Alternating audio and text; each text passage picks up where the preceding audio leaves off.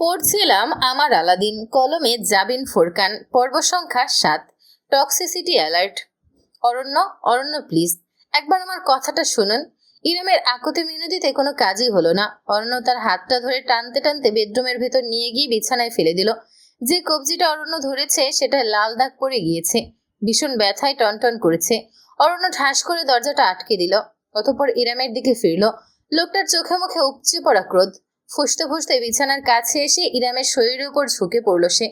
তুই ওই বাইনচোদটাকে ঘরের ভেতর ঢুকতে দিয়েছিস কোন সাহসে? কি সম্পর্ক তোর ওই কুত্তার বাচ্চার সাথে? কেঁপে কেঁপে উঠল ইরাম, হাহাকার করে উঠল। প্লিজ, উনি শুধু আমার অর্ডার ডেলিভারি করতে এসেছিল। অর্ডার ডেলিভারি করতে ঘরের ভেতর ঢুকাতে হয়? বলছিল একটু পানি থাকলে দিতে। এত গরম বাইরে, তাই ভেতরে বসিয়ে শুধু পানি দিয়েছিলাম আমি। শুধু পানি খাইয়েছিস নাকি নিজেকেও? অরণ্য ঠাস করে ইরামের গালে একটা থাপ্পড় বসিয়ে দিল অরণ্য। সেই থাপ্পড়ে এতটাই জোর পড়লো যে দাঁতে লেগে ইরামের ঠোঁট কেটে রক্ত বেরিয়ে এলো। মুখের ভেতর নোনতার স্বাদ পেল সে, অথচ একটুখানি দম পেলার সুযোগটুকুও পেল না। অরণ্য তার থুতনি চেপে ধরে জোরপূর্বক তার ঠোঁটের মাঝে নিজের ঠোঁট ডুবিয়ে দিল। এ কোনো ভালোবাসার বিনিময় নয়, সির্ফ ক্ষুধার্ত এক পশুর আক্রমণ। ঝটকা দিয়ে উঠল ইরাম। ঠেলে অরণ্যকে দূরে সরাতে চাইলেও পারল না। তার হাত দুটো বিছানার সঙ্গে শক্তভাবে চেপে ধরে অরণ্য রাখল। অরণ্য, তুমি শুধু আমার ইরাম। তোমার শরীর, মন, আত্মা সবকিছুর উপর শুধু অরণ্য মির্জা সওদাগরের অধিকার। কোনো বাঙ্গির পোলা তোমার দিকে চোখ তুলে তাকালে আমি ওকে জ্যান্ত কবর দিয়ে রাখবো। শুনে নাও, তুমি তুমি আমার, আমার এবং শুধুই আমার, বুঝেছ? এই বুঝেছিস বান্দি, বল। ইরাম দাঁতে ঠোঁট কামড়ে ধরে রাখলো। বলবে না সে, কিছুতেই বলবে না। তাতে অরণ্য দ্বিগুণ ক্ষেপে তার পরনের শাড়ি টেনে ধরলো, আঁচল টেনে সরিয়ে ফেললো। ইরাম কাপড়টা আঁকড়ে ধরলো। অরণ্য প্লিজ, বিশ্বাস করুন, আমার অন্য কারোর সাথে কোনো প্রকার সম্পর্ক নেই। ওই লোকটারও কোনো দোষ নেই। আপনি এমন করবেন না। আপনি মাথা ঠান্ডা করে, এই চুপ। মাথা আমার ঠান্ডা হবে শুধু তোকে পেলে, বুঝেছিস? শাড়ি পরবি তুই, অন্য পুরুষকে নিজের দেহ দেখিয়ে বেরোবি। ইরাম, কতবার তোকে বলেছি আমি যে। ঠিক নিজের কোমরে ধারালো কিছুর তীক্ষ্ণ ঘায়ে চিৎকার করে উঠল ইরাম। অরণ্য নাইট স্ট্যান্ড থেকে একটা রেজার ব্লেড তুলে ইরামের কোমরে বসিয়ে দিয়েছে। বিন্দু বিন্দু রক্তে বিছানার সাদা চাদর লালচে হয়ে উঠল মুহূর্তেই। অরণ্য থামলো না, হাত বাড়িয়ে ডয়ার খুলে একটা হ্যান্ডকাপ বের করলো। ছটফট করতে থাকে ইরামের দুটো কবজি সে বেড পোস্টের সাথে বেঁধে ফেললো। শাড়িটা সম্পূর্ণ খুলে ছুঁড়ে ফেললো মেঝেতে। ইরামের গলা ভেঙে গিয়েছে আকুতি জানাতে জানাতে। প্লিজ অরণ্য, এমন এখন না, আমার খুব কষ্ট হচ্ছে। দোহাই লাগে আপনার। অরণ্য, আমি তোর স্বামী। আমার যখন মন চাই তোকে নিজের ইচ্ছা মতো ভোগ করতে পারি। তুই নিজেই কাবিননামায় স্বাক্ষর করে সেই সার্টিফিকেট আমায় দিয়ে দিয়েছিস, তাই এখন একদম চুপ থাকবি। নিজের শার্ট খুলে ঝুঁকে এলো অরণ্য। অসম্ভব সুদর্শন এবং শারীরিক গঠনের অধিকারী নিজ স্বামীকে ইরামের তখন মনে হলো সাক্ষাৎ কোনো পিশাচ। তার গাল চেপে ধরে হঠাৎ আদরে গলায় অরণ্য বলল, এবারের মতো তোমাকে বিশ্বাস করলাম, কিন্তু দ্বিতীয়বার কোনো পরপুরুষের সাথে যদি তোমায় দেখিব, তাহলে ওটাকে খুন করবো, এরপর তোকে, সবশেষে নিজেকে, বুঝেছ? How much I love you my world. Aranya নিজের কাজ আরম্ভ করলো, অথচ ইরামের শরীর একটুও সায় দিল না। চোখ বুঝে ফেলল সে। ফোটায় ফোটায় নীরব ওষ্ঠ বালিশে পড়ে যেন জানতে চাইল এ কেমন ভালোবাসা। বর্তমান সাইবান দ্বিতীয় কিছু বলার সুযোগ পেল না। এর আগে হঠাৎ করে ইরান পিছন ঘুরে একটা জোরালো ধাক্কা দিয়ে তাকে দূরে সরিয়ে দিল।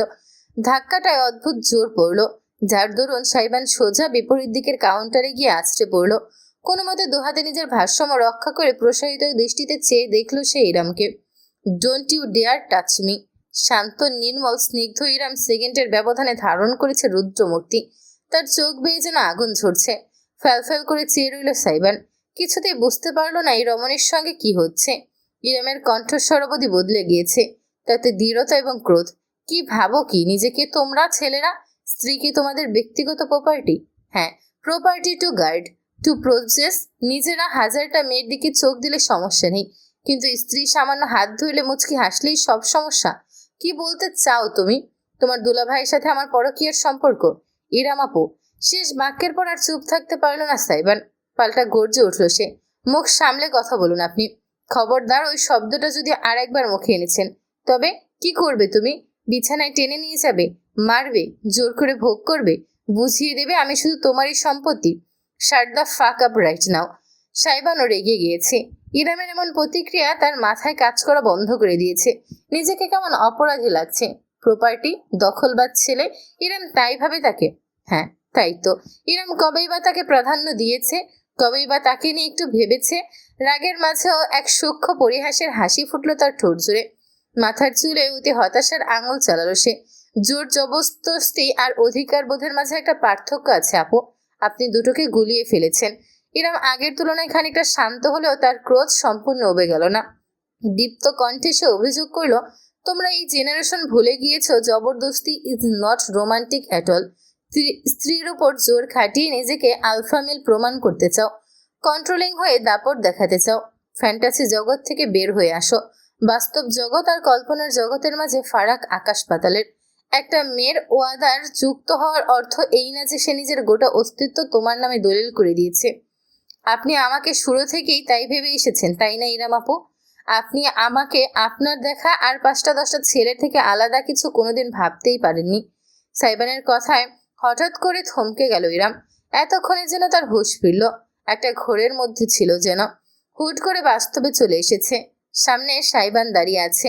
ছেলেটার চেহারা উৎফুল্ল, ছোট সব সময়ের মতো দুষ্টমের হাসি, অথচ তার চোখে উদ্ভাসিত অব্যক্ত বিষাদটুকু ইরাম ঠিকই টের পেল।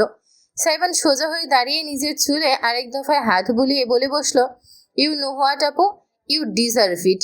You deserve to be alone. You deserve everything you are going through.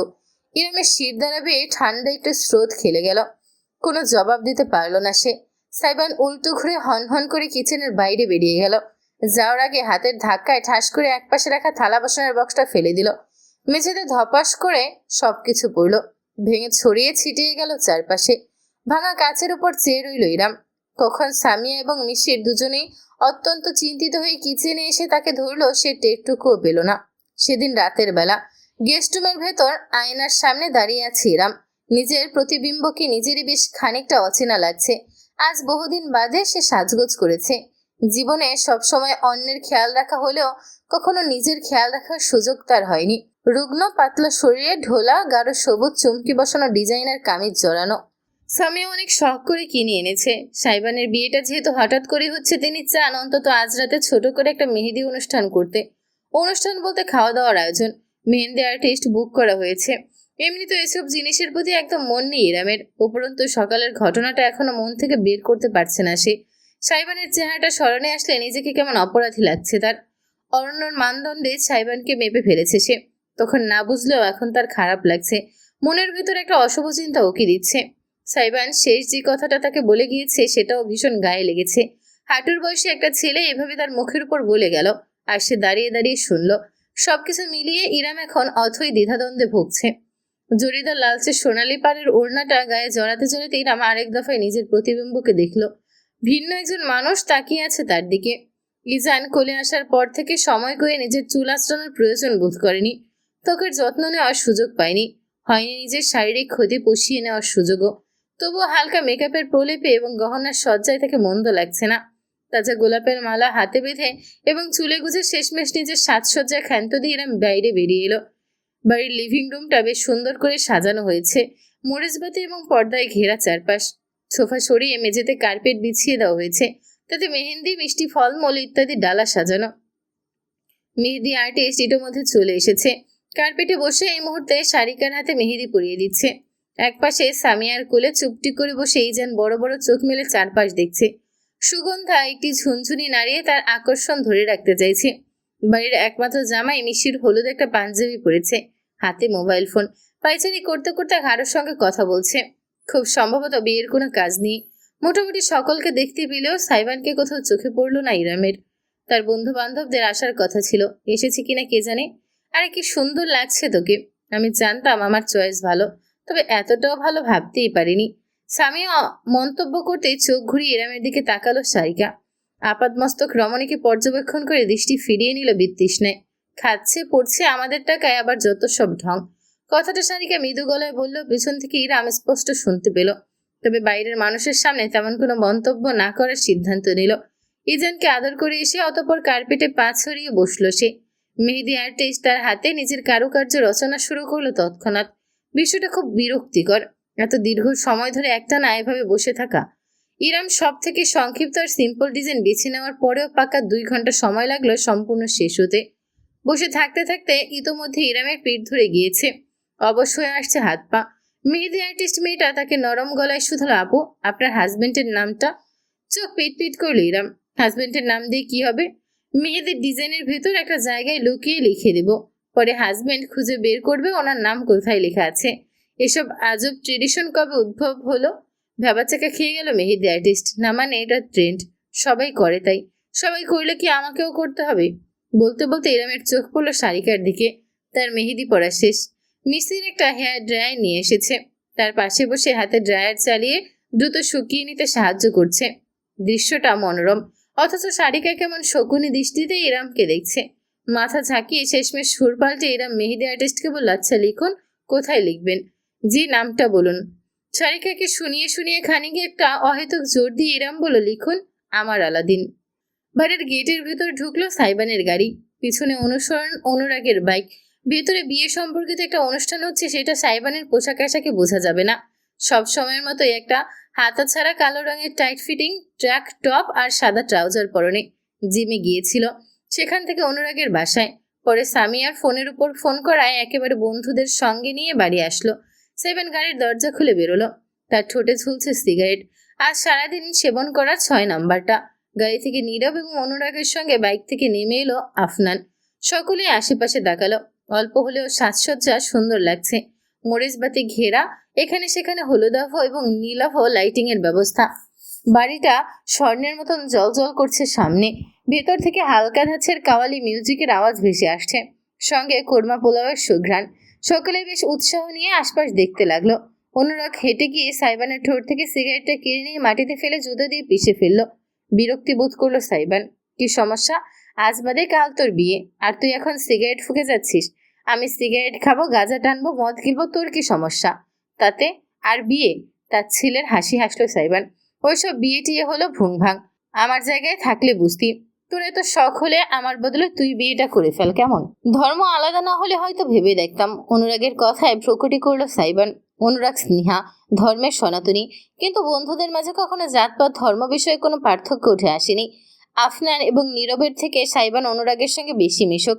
Afnan এসেছে অনেক পরে, সেখানে অনুরাগ তার স্কুল জীবনের বন্ধু, তাই অন্য সকলের থেকে ছেলেটা তাকে একটু বেশি বুঝতে পারে। কি ভেবে দেখতি আমার হবু বউকে বিয়ে করবি সেটা? আরেকবার ভাব দেখি। সাইবান, না না সোনা, ওসব বললে হবে না। ভাব শুধুতেই একবার, আমার সামনে ভাব, এক্ষুনি ভাব। তোর মাথায় শিল্পাটা ভেঙে ভাবনা ঘুচিয়ে দেবো একদম। অনুরাগ আর সাইবানের কথোপকথনের মাঝখানে আফনান আর নীরব কাছে ঘেসে দাঁড়ালো। নীরব শেষ বাজিয়ে হঠাৎ জিজ্ঞেস করলো, আন্টি কোথায়? আন্টিটাকে দেখছি না যে। সাইবান ভ্রু কোচকে বলল, মম মম তো বিজি। আরে না, তোর হবু বউ আন্টিটা। আফনান আর নীরব একে অপরের সাথে হাই ফাইভ করে অট্টহাসি হেসে উঠল। সাইবান এবং অনুরাগ দুজনেই খানিকটা বিব্রত হয়ে পড়ল। অনুরাগ বলে উঠল, এসব কোন ধরনের দুষ্টুমি? দুষ্টুমির একটা লিমিট আছে, কাউকে অসম্মান করে কথা বলবি না। আপনি কবে থেকে তো সাধু হয়ে গেলেন অনুরাগ দাদা? কটাক্ষ করে খিলখিল করে হাসলো আফনান। নীরব তাল দিয়ে বলল, ওই বুড়ি আমাদের কচি বন্ধুর গলায় ঝুলে যাবে, আর আমরা বুড়িকে বুড়ি বলতে পারবো না। এই সাইবান, ডাক না আন্টিটাকে, আমরা একটু সালাম কালাম করি, দোয়া করে দিকে আমাদের। আফনানের কথার ভিত্তিতে সাইবান চুপ করে রইল। তারপর আনমনে অস্বস্তি ভাবটা ঝেড়ে ফেলার চেষ্টা করে বলল, আরে হয়তো ঘরের ভেতর কোথাও।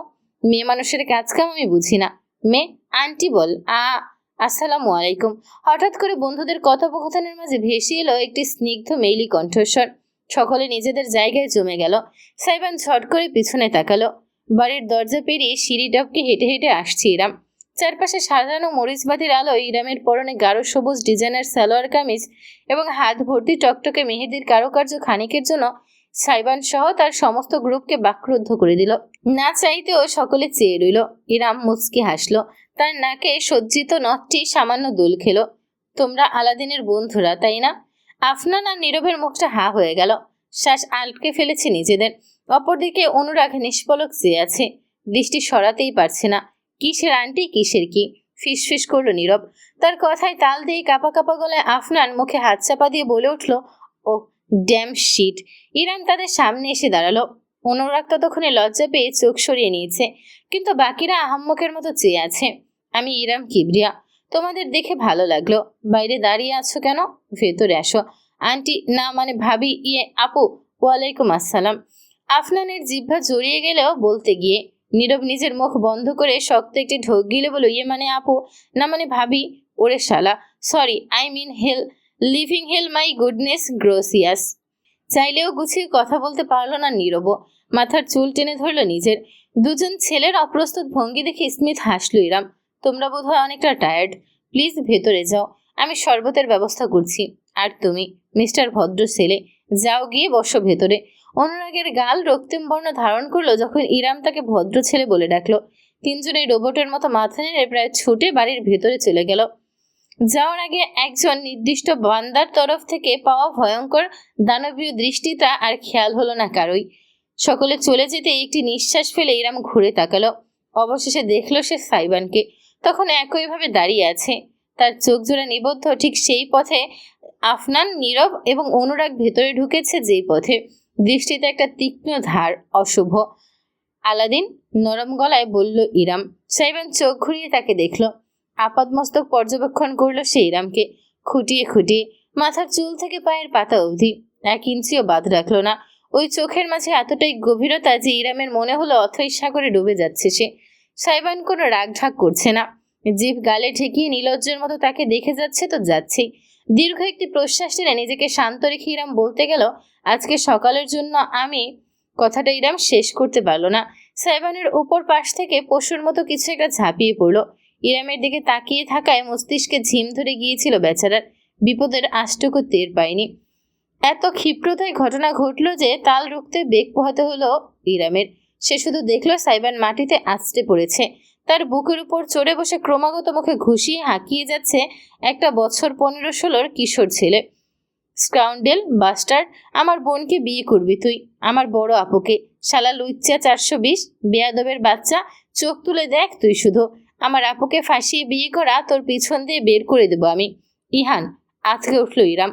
হতবিহ্বল হয়ে দেখলো তার আপন ছোট ভাই কিভাবে বিনা বিরামে সাইবানের শরীরে একের পর এক ঘুষি হাঁকিয়ে যাচ্ছে তীব্র আক্রোশে।